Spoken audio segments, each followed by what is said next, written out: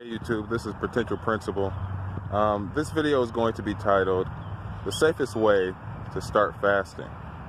So I've been thinking about this a little bit for the last week or so, and I've gone on some fasts in my life, and what I noticed is that if you go on an intense fast quickly and without much preparation, you can give yourself a lot of harm, and you can create symptoms that will make you think that you're ill, and they'll deter you from fasting in the future.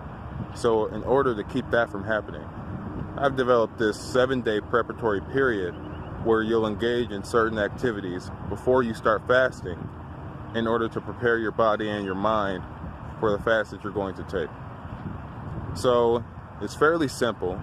On the first day, it's going to be a 7-day preparatory period. So on the first day, you're just going to eat exactly what you were eating before.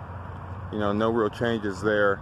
The only difference is that while you're eating your regular diet on this first day, you're going to be mentally preparing yourself for the idea that you're going on this 7-day preparatory period for the purpose of fasting. So you're just going to keep that idea in your mind while you eat what you normally eat. The only change that you're going to want to make on your level personally when you begin this fast is that you're going to want to drink a lot more water in the very beginning, on that first day when you haven't made any dietary changes. So that first day you haven't made any dietary changes, you're just thinking about going on a fast, you're going to want to drink a lot more water. It's very good for you regardless of whether or not you're in this preparatory period. However, during this preparatory period, on the first day, get it in your mind that you're going to be drinking a lot more water every single day for the next 7 days. It's fairly simple. For the second day, you're going to eat that same regular diet. You're just going to cut the quantity down by half. So you're going to eat half as much as you regularly would eat. And the reason for this is because you're going to get yourself quickly, in the beginning of this preparation, you're going to get yourself quickly to get used to the idea of eating less food, because that's what a fast is all about primarily. A fairly extreme dietary change, eating less food or just eating no food whatsoever. So you're going to cut your quantity down in half. Same diet though. Now on the third day, you're going to eat the same amount as you did on the second day when you cut your quantity in half. However, the change is going to be that 50% of the food you eat are going to be fruits and vegetables. So it's going to be the same quantity, just 50% are going to be fruits and vegetables. Same amount as the second day, with fruits and vegetables taking up half of the weight of what you're eating, okay? Then on the fourth day, you're going to make another 50% reduction in the amount that you eat. You're going to eat the same thing, so 50% fruits and vegetables, 50% your regular diet. You're just going to make another 50% reduction in the quantity. And this is preparing you for eating less and preparing you mentally for the idea of not only eating healthier, but the idea that you're going to be eating next to nothing during your fast. And then on the fifth day, you're going to, I would say, let's say you cut the quantity down again 50%. So now you're going to be eating a lot less. You're going to be eating a lot less. And the change here is going to be that only a quarter or 25% of what you're going to eat within that reduced amount of food is going to be your regular diet. The other 75%, and now this is where it gets more difficult, the other 75% is going to be starchless vegetables, okay? That's okra, kale, spinach, collard greens, mustard greens, turnips. Debatably, I still wouldn't eat turnips if it was me. However, if you feel like you have to, then yes, turnips. No potatoes, no rutabagas, no carrots, no parsnips, no beets. Even though I love beets, no beets, okay? That's something you'll eat before this period. On the fifth day, it's just going to be starchless vegetables, and that's primarily leafy greens, lettuce, kale, spinach, chard, lettuce, kale, spinach, chard, arugula, things of that nature. that's what you're going to be eating. Anything else is just going to deter your mind and body from wanting to continue to fast, because this is going to be a discipline building activity. Okay, that's one of the purposes of a fast as far as I'm concerned. Then on the 6th day, you're going to eat, luckily, however much you want in terms of quantity, however much you want. And then the big change is going to be that you're only going to eat starchless vegetables for that entire day, period. That's the only thing you're going to be eating. So I suggest you eat as much as you want in that period, and you'll probably find out, as I found out, that that's incredibly powerful in the system, only eating starchless vegetables. It really cleans you out. So prepare yourself for that. Drink a lot of water and whatnot to ease yourself into this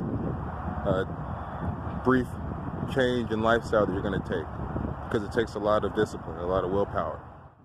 Then on the 7th day, whatever you ate on the 6th day, you're just going to cut that down in half again. So we're doing another 50% reduction in quantity. But you're going to keep to the starchless vegetables, okay? Primarily the dark leafy greens. Those are the best that I find for this kind of dietary change. Drinking a lot of water, mentally preparing yourself for the fast that you want to take in the future. So that's going to complete your 7-day preparatory period. At this point, you want to decide how long you're going to fast, how long it's going to be for you. I would suggest only fasting for 1 to 7 days. I don't suggest fasting for any longer than that, because it puts your body and your mind in a bit of a state of stress because of how much discipline it takes. And eating vegetables only, especially starchless vegetables, will cause a lot of the bacteria that has built up in a lot of American people's bodies because of the American diet. It'll cause that bacteria to die off, and then that will create potentially symptoms that would make you think that you're ill. They're really just detox symptoms. However, and that's what the starchless vegetables are for. They'll help you remove toxins. Starchless vegetables in combination with water will help you remove toxins. So be careful of those symptoms, and that's why I say you should limit it to 1 to 7 days in the beginning, because you don't want to put your body in too much of a state of stress, and you don't want to overtax your organs that deal with getting rid of toxins, like your kidneys, your liver, and your intestines. One of the main purposes of this fast is to give your intestines, your stomach, to give it a break so that it can heal. They heal very well, as a matter of fact. Your stomach, your intestines. It's just when you're constantly eating acidic food that's breaking down the lining.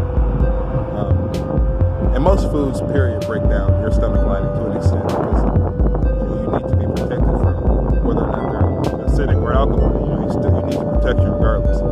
However, it just isn't. It is as difficult for your body to remove starchless vegetables, and obviously water is going to go right through you. So you're giving your body a break, and you're activating the healing process. For me, fasting activates my body's healing process. It notices there are toxins for the first time. It's forced to deal with it. I'm giving it a lot of water and a lot of vegetables, and then it just pushes that out. Okay, I gotta take more showers because I'm going to be getting rid of a lot of bacteria, so you might smell bad. Okay. However, after you get rid of all that, then you'll smell better, because you won't have as much bacteria coming out of your body in your pores, and especially your armpits and your groin region. So you can get over that, and it's nice. So again, I want to specify that I'm not directly giving any type of medical advice. These are suggestions for people who feel like they are part of a certain type of group where they want to, for mental, physical, and spiritual reasons, go on a fast, and they want to find out for themselves how it might help them. I'm not directly giving you medical advice because I'm not a licensed physician.